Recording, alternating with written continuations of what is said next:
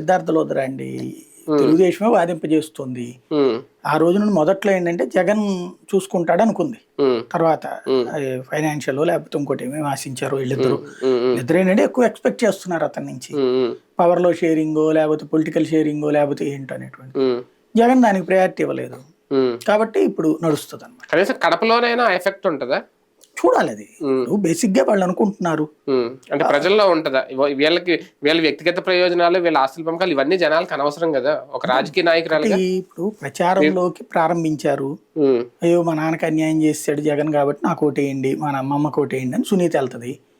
మా అన్నయ్య మంచోడు కాదు మాకందరికి అన్యాయం చేశాడని వెళ్తుంది. ప్రజలు ఇచ్చే తీర్పు రేపు పొద్దున్న తేలుతుంది కదా. దస్తగిరి కూడా నేనే మర్డర్ చేశాను కాకపోతే వాళ్ళు చేయించారని చెప్పి నాకు తర్వాత తెలిసింది, నేను మంచోడిని, నన్ను చెడ్డోడిని చేశాడు జగన్మోహన్ రెడ్డి కాబట్టి నాకు ఓటేయమని అడుగుతాడు. జనం ఏది నిజమని నమ్ముతారో వాళ్ళకి తెలుసు కదా.